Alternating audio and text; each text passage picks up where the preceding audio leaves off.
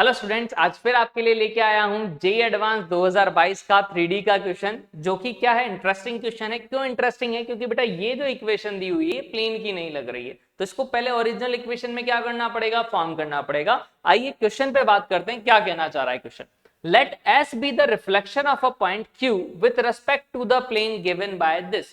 मतलब क्या कहना चाह रहा है, एस क्या है, रिफ्लेक्शन है, किस पॉइंट का, क्यू का, किसी प्लेन में। और उस प्लेन की इक्वेशन ये दी है नहीं, लेकिन प्लेन की इक्वेशन अगर आप लोगों ने पढ़ी है बेटा, तो क्या होती है, R vector dot N cap equal to D. अगर वेक्टर फॉर्म में है, अगर कार्टेशियन फॉर्म में है, तो क्या होती है, A X plus B Y plus C Z plus D equal to zero. कुछ इस फॉर्म में होनी चाहिए, लेकिन ये इक्वेशन इन दोनों ही फॉर्म में नहीं है। तो सबसे पहला मेरा काम क्या होना चाहिए, इन फॉर्म को कन्वर्ट करना, इस फॉर्म को इन दोनों में से किसी एक फॉर्म में। क्लियर? तो उसके लिए मैं क्या करूं बेटा, आर वेक्टर क्या होता है बेटा, एक जनरलाइज पॉइंट कहीं भी प्लेन पर, जिसके कोऑर्डिनेट कैसे लिखते हैं बेटा, एक्स आई कैप वाई जे कैप प्लस जेड के कैप। क्लियर? क्या दिया हुआ है बेटा, माइनस का T plus P I cap plus का टी जे कैप और 1 प्लस पी के कैप, यही दिया हुआ है। तो अगर यहां से मैं कंपेयर करूं बेटा, तो x की वैल्यू क्या आ रही है, माइनस का T plus P. Got it? I वाले को आई वाले से कंपेयर कर रहा हूं, जे को जे से कर रहा हूं। y इक्वल टू आ रहा है बेटा t और z आ रहा है बेटा 1 प्लस पी। नहीं, तो यहां से देखा x तो आ गया बेटा क्या, अगर ढंग से लिखूं तो minus T minus P. Clear? तो अगर मैं तीनों को ऐड करूं, देखो बेटा, तो क्या करना है, मुझे एक्स वाई जेड में रिलेशन चाहिए। समझना इस चीज को, मुझे किस में रिलेशन चाहिए, एक्स वाई जेड में एक इक्वेशन चाहिए, तभी वो प्लेन की इक्वेशन कहलाएगी। तो मैंने देखा ये टी और पी को एलिमिनेट करना है। एलिमिनेट कैसे, टी से टी कैंसिल आउट हो रहा है, कब, जब एक्स प्लस वाई कर रहे हो। क्या कर रहे हो, अगर एक्स प्लस वाई किया तो टी से टी कैंसिल आउट होगा, क्या आएगा, माइनस पी। और माइनस पी प्लस पी अगर कर देंगे तो पी भी एलिमिनेट हो जाएगा। मतलब अगर जेड भी इसी में ऐड कर दूं, तो क्या बनी final equation, X plus Y equal, sorry, X plus Y plus Z equal to 1।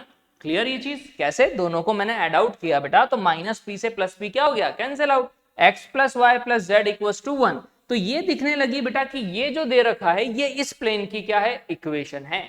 अब मुझे क्या करना है बेटा, मतलब मेरे पास आ चुकी है प्लेन की equation x plus Y plus Z equal to 1।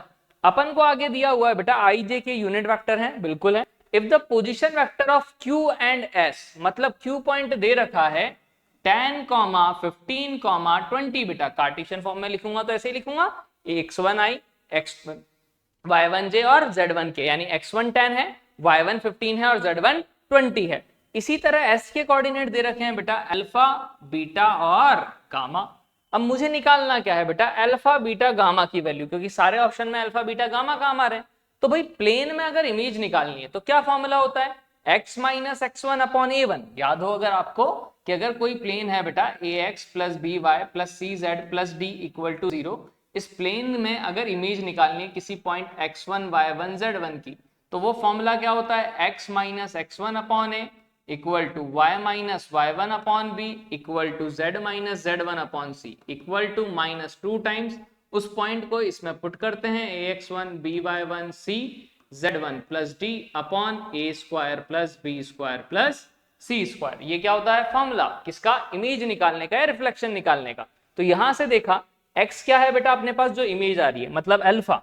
तो क्या लिखूंगा, अल्फा माइनस x1 कितना है बेटा 10 अपॉन a कितना है इस प्लेन के लिए 1 ax, नहीं, प्लस बी वाई प्लस सी जेड, बी भी 1 है बेटा तो नीचे 1, c भी क्या है 1 है, ऊपर क्या आएगा बेटा y माइनस y1 यानी 15, z माइनस z1 मतलब गामा माइनस का 20 इक्वल टू माइनस 2 टाइम्स क्या लिखूंगा, ax1 by1 cz, मतलब पॉइंट पुट करूंगा। पॉइंट पुट करते हैं किसमें, इसमें, तो 10 प्लस 15 प्लस 20 माइनस 1 इधर लाऊंगा तो upon a square plus b square plus c square, 1 का स्क्वायर 1 का स्क्वायर प्लस 1 का स्क्वायर। तो यानी यहां से देखूं तो अल्फा माइनस 10 बीटा माइनस 15 और गामा माइनस 20 इक्वल्स टू कितना आ रहा है, 10 और 15 यानी 25, 25 प्लस 20 यानी कितना हो जाएगा अपने पास 45, 45 माइनस 1 44, 44 टू जा 88 अपॉन 3। क्लियर बेटा, यानी ये आया अपने पास। यानी अल्फा की वैल्यू कितनी हो गई बेटा 10 माइनस का 88/3। बीटा की वैल्यू कितनी हो गई 15 माइनस 88/3, 15 को इधर ले आया। गामा की वैल्यू 20 माइनस 88/3। यानी यहां से अगर मैं देखूं 30 माइनस का 88, तो फाइनली यहां थोड़ा सा इरेज करके लिख लेते हैं अपन वैल्यूज को और देखते हैं कौन से ऑप्शंस अपने करेक्ट हैं और कौन से नहीं।